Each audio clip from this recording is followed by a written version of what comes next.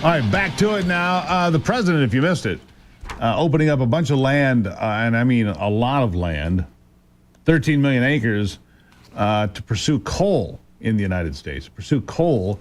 You thought coal was dead. It's not. Jason Isaac is the CEO of the American Energy Institute, former Texas rep. Jason, welcome back to the program. It's great to be on, Steve. Thanks for having me.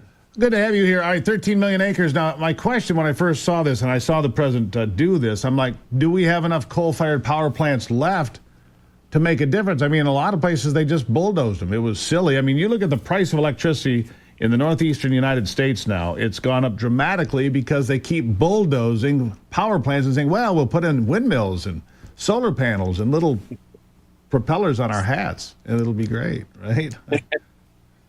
Yeah, you're right. Electricity in the last 4 or 5 years is up about 30% across the United States. We're following the same path that Germany took and the EU has taken, which is really about deindustrialization. And this is a win-win for China. I mean, it's where China wins twice in their economic game that they're playing with their climate alarmism, fear that they've been peddling for decades, touting it even more at the UN last week. But there are over 40 coal-fired power plants that were slated for either retirement or early retirement that are now scheduled to stay online. How many? Unlike China, it's over 40 coal-fired power plants in this country that were either scheduled for retirement or early retirement that are now going to stay online.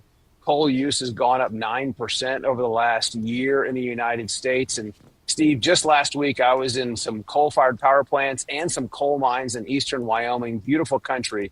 Same trip 3 years ago, the workers had their heads hung low. They thought they were going to be losing their jobs. This has got to be a shot in the arm for these communities, that their jobs are going to continue to be there for years to come because we have the coal. Now we just need the coal-fired power plants to come back online. Yeah, exactly right. So here's the thing. A lot of them were destroyed. Like in Ontario, Canada, I believe they bulldozed every single one of them.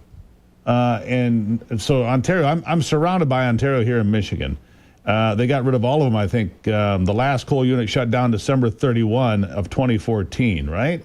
And since that time, the price of electricity in Ontario has gone up 3-4 times. Not 30%, 3 or 4 times.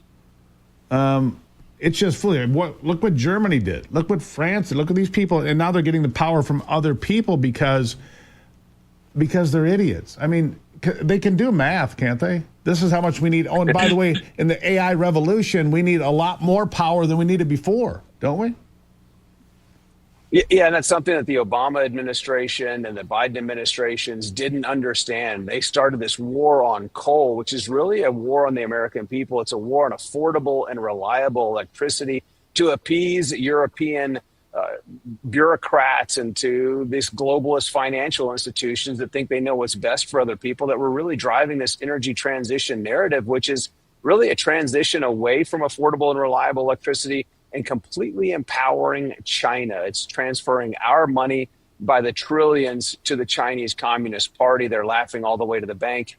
They're expanding their coal-fired generation fleet. They've begun this decades ago, building 1 to 2 new coal-fired power plants every single week. And it's to fuel their industrial revolution with cheap electricity. That's why for the first time in the history of China, just in the last year, they've begun exporting fuels.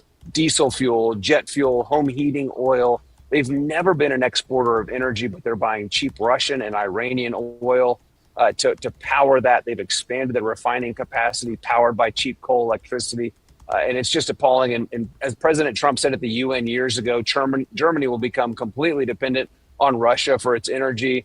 They were laughing at the time, but it's true. Last year, the EU imported more LNG from Russia than ever before. And they're sitting on a plethora of this natural gas and coal and oil, but they have demonized it. And so now they're depending on their neighbors, and it's left them incredibly weak. We don't need to see the same thing happen here in the United States. I'm grateful for the Trump administration embracing nuclear, coal, and natural gas. We need more of those affordable and reliable sources of electric generation.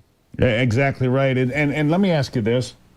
Where do Chinese solar panels and German windmills play into all this?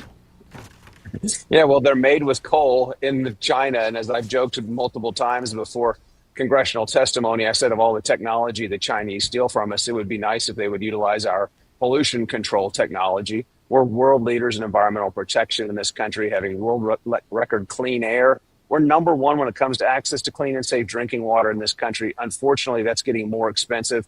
And President Trump is trying to reverse that by bringing down the cost of energy and electricity. Yeah. All right. Well, we'll see how this plays out. It's really important that we tap into this energy and make sure that we protect our.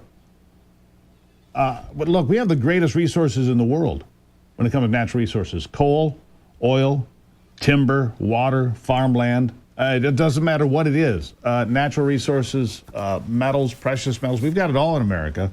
And we've got to stop being told we can't use what we have beneath our feet. Last word to you.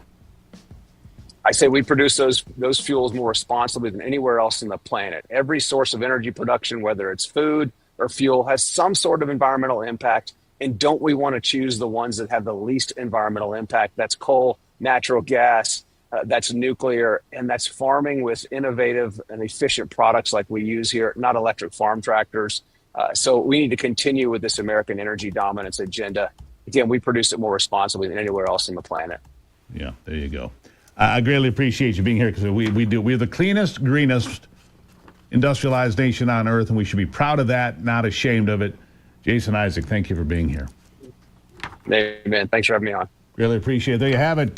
Power, power, power. We need lots of it, all right? And we'll take a break. I'll be back. It is the Steve Gruber Show.